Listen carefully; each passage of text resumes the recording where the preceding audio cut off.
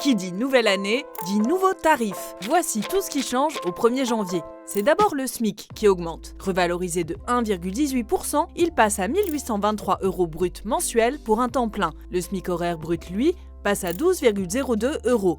Les pensions de retraite de base ainsi que plusieurs minima sociaux sont également revalorisés de 0,9%. Du côté de la Poste, les tarifs d'affranchissement connaissent une hausse moyenne de 7,4%. Le prix de la lettre verte passe ainsi à 1,52 € contre 1,39 € jusqu'ici. L'ex-lettre rouge destinée aux envois urgents est facturée 1,60 € contre 1,49 € auparavant. Une lettre recommandée de 20 grammes vous coûte désormais 6,11 €.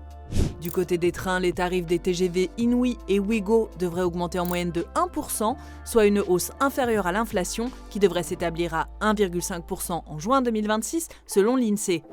Les tarifs de certains médecins spécialistes libéraux devraient également augmenter de quelques euros à partir du 1er janvier dans le cadre de l'accord conventionnel signé en 2024 avec l'assurance maladie. Sont concernés les pédiatres, les psychiatres, les neurologues, les dermatologues, les endocrinologues, les gynécologues ainsi que la médecine physique et de réadaptation. Les actes techniques sont également légèrement réévalués, tout comme les actes de chirurgie et d'obstétrique. Le 1er janvier voit aussi l'entrée en vigueur de la consultation longue du médecin traitant, facturable 60 € une fois dans l'année pour les patients de plus de 80 ans. Parmi les nouveautés 2026, souhaitons la bienvenue au congé de naissance qui vient compléter les congés maternité et paternité existants. Prévu initialement pour entrer en vigueur au 1er janvier, il ne s'appliquera finalement qu'à compter du 1er juillet.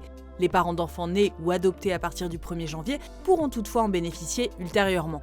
D'une durée d'1 ou 2 mois au choix du salarié, ce congé pourra être fractionné en 2 périodes. Son niveau d'indemnisation doit encore être fixé par décret.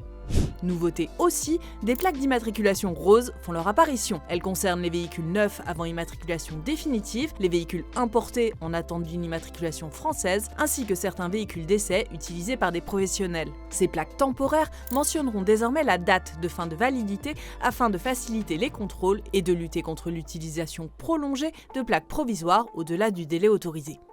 Du côté des disparitions, c'est le dispositif d'aide à la rénovation énergétique MaPrimeRénov' qui s'arrête au 1er janvier, faute de budget. Clap de fin aussi pour la fabrication, la vente et l'importation de plusieurs produits contenant des polluants éternels. Heureusement, pas de clap de fin pour les vidéos des échos. On vous retrouve en 2026 pour de nouvelles aventures. D'ici là, très bonne année à tous.